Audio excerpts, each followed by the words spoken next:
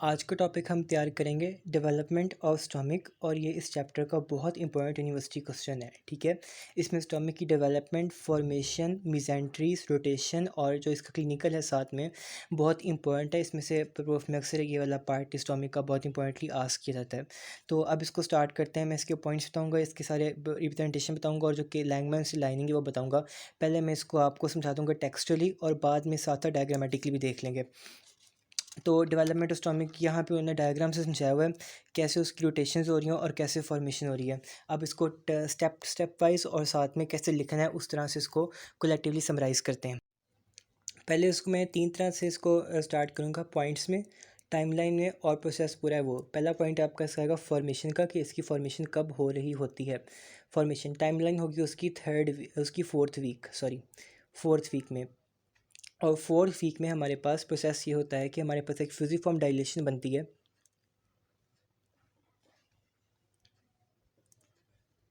Eight the region of respiratory diverticulum.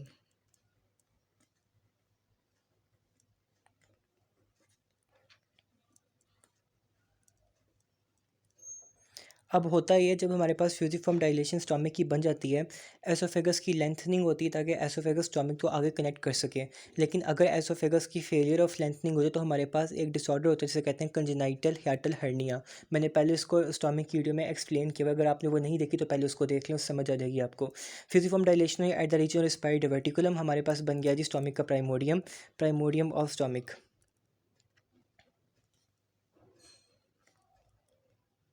लेकिन so फार अभी भी फोर्थ वीक में हमारे पास ये इनफ नहीं है कि स्टोमिक को प्रॉपर्ली फॉर्म कर सके। ठीक है, तो उसके लिए हमारे पास अगला जो प्रोसेस होगा वो हमारे पास होता है रोटेशंस का। पहले हमने बता दिया फॉर्मेशन, आगे हम बताएंगे कि इसकी रोटेशन कैसे हो रही है। अब ये रोटेशन भी बहुत इंपॉर्टेंट, रोटेशन हमारे पास दो तरह से होती हैं। एक तो हम कह देंगे लॉन्गिट्यूडिनल और दूसरी को कह देंगे एंटीरियर पोस्टीरियर। लॉन्गिट्यूडिनल और एंटीरियर पोस्टीरियर।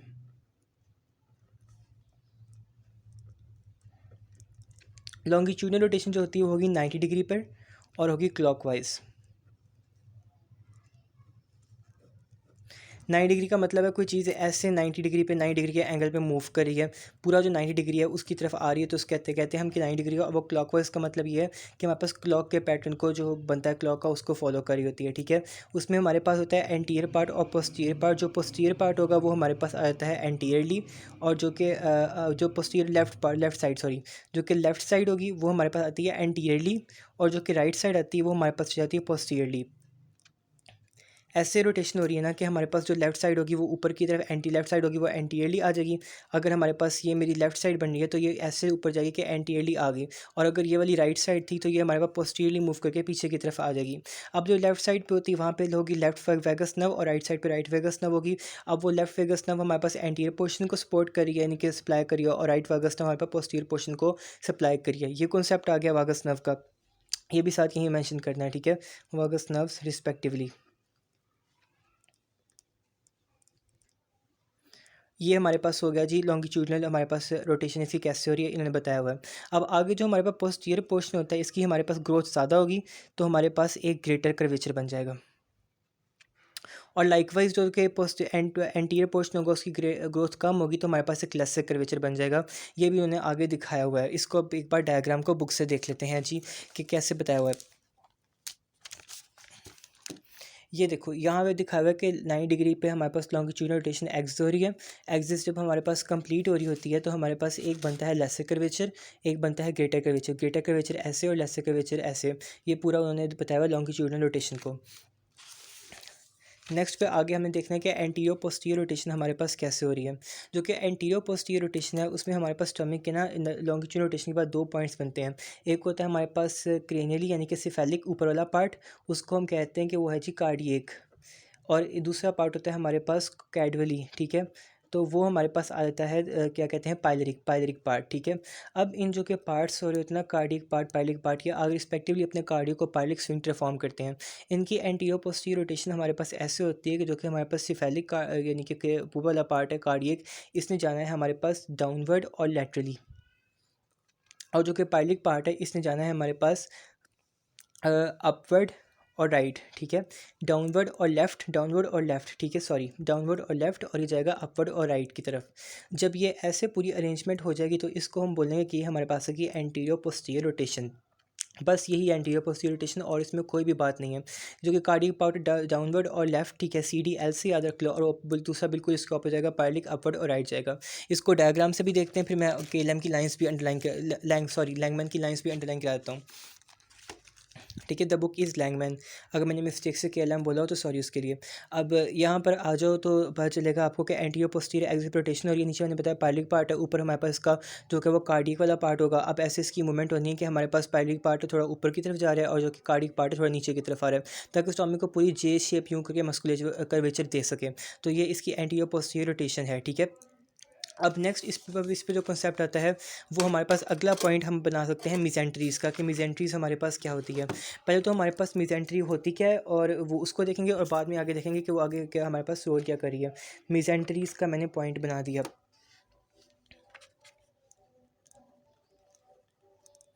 मिजेंट्रीज़ हमारे पास दो तरह से होंगी, एक होती है वेंट्रल और एक होगी डॉर्सल।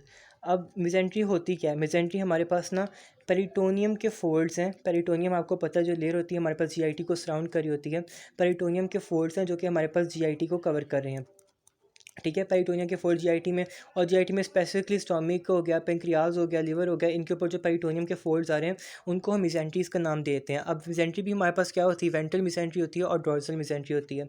जो कि वेंट्रल मिजेंट्री होती है वो हमारे पास स्टोमिक को कनेक्ट करती है एंटीरियर वॉल के साथ, एंटीरियर अब्डोमिनल वॉल के साथ स्टोमिक।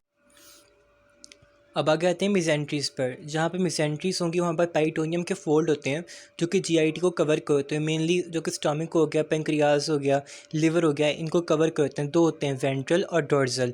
वेंट्रल कनेक्ट करते हैं स्टोमिक को एंटीरियर अब्डोमिनल वॉल से क्योंकि आगे की तरफ होते हैं, डॉर्सल करते हैं पोस्टीरियर अब्डोमिनल वॉल के साथ क्योंकि पीछे की तरफ होते हैं। अब मैं आपको एक बार वेंट्रल का हल्का सा कॉन्सेप्ट दे देता हूँ, ठीक है। अगर ये हमारे पास वेंट्रल मीजोगैस्ट्रियम, यहाँ मैंने शो किया हुआ स्टोमिक का प्राइमोडियम हो गया, और ये हमारे पास होगी वेंट्रल अब्डोमिनल वॉल, और ये हमारे पास आ गया जी वेंट्रल मीजोगैस्ट्रियम जो स्टोमिक को इसको आपस में कनेक्ट कर रहा है। थोड़ी देर बाद होता क्या है, यहाँ पे लिवर की आउटग्रोथ होती है, लिवर का बेड फॉर्म होता है, वो जब हमारे पास इस दोनों के दरमियान आ जाएगा फिर हमने नेम इनके चेंज कर देने हैं। जो हमें स्टोमिक और लीवर को आपस में कनेक्ट करा होगा इसको हम नाम देंगे लेसर ओमेंटा का, और जो हमारे पास लीवर को किसी भी एब्डोमिनल वॉल के साथ कनेक्ट करा होगा उसको हम नाम देंगे लिगामेंट का, ठीक है। मेनली जो लिगामेंट होता है वो होता है फैल्कीफॉर्म ligament.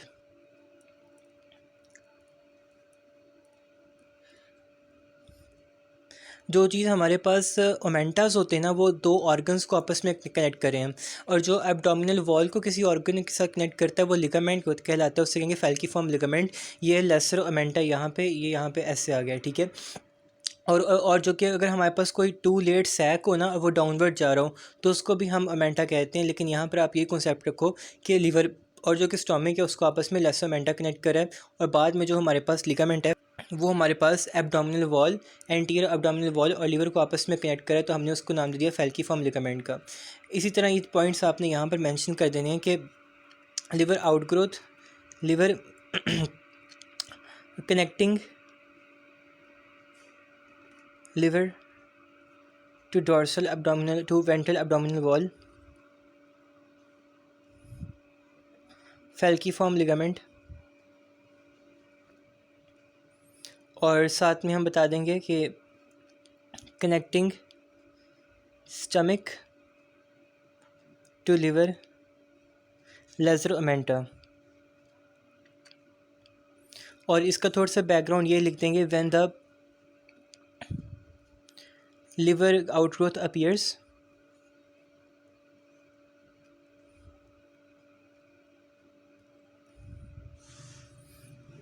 the ventral mesentery thins, actually thin है, the ventral mesentery thin होगी, ventral mesentery thins, ठीक है। और जब वो थिन होगी तो हमारे पास ये हो जाएगा कि एंटीरियर एब्डोमिनल वॉल को आगे हम उसको जो एंटीरियर मिजेंट्री है उसको आगे से डिवाइड कर देंगे फैल्कीफॉर्म लिगामेंट में और लेसर ओमेंटम में। अब जो कि डॉर्सल है उसका अगर मैं कॉन्सेप्ट दूँ, अगर ये लीवर है हमारे पास, ये स्टोमिक है और स्टोमिक हमारे पास, और ये हमारे पास था कि डॉर्सल एब्डोमिनल वॉल, और इसको जो हमारे पास आपस में कनेक्ट करे इसके साथ, इसको हम कह देंगे कि ये डॉर्सल मिजेंट्री आ गई। अब यहाँ पर क्या होता है, यहाँ पर स्प्लीन होता है, स्प्लीन अपीयर होना स्टार्ट होता है। अब इन दोनों के दरमियान में हमारे पास स्प्लीन आ जाएगा। जब स्प्लीन दोनों के दरमियान में आ जाएगा फिर हम इसको रिफ्लेक्शंस का नाम देंगे। यहाँ पे जो हमारे पास डॉर्सल एब्डोमिनल वॉल के साथ स्प्लीन को कनेक्ट करा है इसको नाम देंगे लीनो रेनल रिफ्लेक्शन। और इसको लीनो रेनल रिफ्लेक्शन इसलिए भी कहते हैं, ये जो हमारे पास रीजन होता है डॉर्सल एब्डोमिनल वॉल का, यहाँ पे ये ऑलमोस्ट किडनी का रीजन आ जाता है, ठीक है। और जो कि स्टोमिक होता है हमारे पास, इसके साथ अब जो स्प्लीन कनेक्ट करें उसको नाम देंगे गैस्ट्रोस्टोमिक के लिए गैस्ट्रोलीनल रिफ्लेक्शन गैस्ट्रोलीनल रिफ्लेक्शन, ठीक है, ये होगी। और स्प्लीन के लिए हमने लफ्ज़ यूज़ करिए लीनल का। अब लीनो रेनल रिफ्लेक्शन और गैस्ट्रोलीनल रिफ्लेक्शन, ये दो रिफ्लेक्शन हमारे पास ऐसे बन गई डॉर्सल मीजोगैस्ट्रियम के थिन होने से। अब यहाँ पर सेम वर्डिंग आप यूज़ करो कि हमारे पास थिनिंग होती है डॉर्सल मीजोगैस्ट्रियम की, थिनिंग डॉर्सल मीजोगैस्ट्रियम की व्हेन स्प्लीन प्राइमोडियम अपीयर्स, ठीक है। तो हमारे पास जब थिनिंग हो जाएगी आगे इसको डिवाइड कर देगी गैस्ट्रोलीनल रिफ्लेक्शन में और लीनल रिफ्लेक्शन में, लैनोलीनल रिफ्लेक्शन में, गैस्ट्रोलीनल रिफ्लेक्शन और लीनो renal reflection.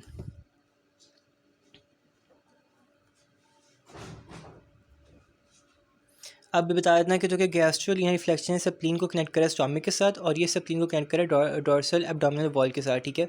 Spleen to stomach, spleen to dorsal abdominal wall, मैं DW लिख दिया, ठीक है। ऐसे करके इसे कंप्लीट करना। अब मिजेंट्रीज भी होगी। मिजेंट्रीज के बाद जो हमारे पास इंपॉर्टेंट कॉन्सेप्ट आता है लिवर की डेवलपमेंट में, वो ये है कि जो हमारे पास डॉर्सल मिजेंट्री है ना, ये हमारे पास नीचे की तरफ एक्सटेंड करती है downward at the level of the small intestinal loops तक, फिर ये वापस ऊपर की तरफ आगे बढ़ती है। जब ये एक्सटेंड करती है डाउनवर्ड, ये एक 2 लेयर सैक बनाता है। अब इस 2 लेयर सैक को हम नाम देते हैं कि ये हमारे पास बन गया है ग्रेटर ओमेंटा, ठीक है, ग्रेटर ओमेंटम। ये जो लेसर ओमेंटम बताया था कि वो हमने वेंट्रल मीजोगैस्ट्रियम को डिवाइड किया था जब वहाँ पे लिवर की आउटग्रोथ हो रही थी, तो और वो था लेसर ओमेंटा। और ये हमारे पास आ गया ग्रेटर ओमेंटा। जब हमारे पास डॉर्सल मीजोगैस्ट्रियम होता है वो नीचे की तरफ हमारे पास डाउनवर्ड जाता है और जाके एक डबल लेयर सैक बनाता है स्मॉल इंटेस्टाइन लूप के लेवल पे, तो वो हमारे पास बनाता है ग्रेटर ओमेंटम, ठीक है। इसको आगे भी शो किया हुआ है ग्रेटर ओमेंटम और यहाँ भी इसको ग्रेटर ओमेंटम शो किया हुआ है। तो ये याद रखना है, यहाँ पे एंटीरियर पोस्टीरियर एक्सिस रोटेशन हुई, हमारे पास डॉर्सल मीजोगैस्ट्रियम था, हमारे पास डाउनवर्ड गया, कंटिन्यू किया as a grow downward and form a double layer sac standing over the transverse colon and small intestinal loops like a apron, जिसे हम कहें ग्रेटर ओमेंटम, ठीक है। ये इसकी लाइन है जो आपने याद करनी है। और नेक्स्ट पे अगर मैं शुरू से इसको बताऊँ स्टोमिक की डेवलपमेंट का, तो पहले यहाँ पे वही फ्यूजिफॉर्म डायलेशन का बताया हुआ है। आगे बताया कि कहाँ पे होता है, सिर्फ रीड है एक बार MCUs के लिए कि वो अगर लेंथ नहीं ना हो तो हमारे पास कंजनाइटल हेटल हर्निया होता है।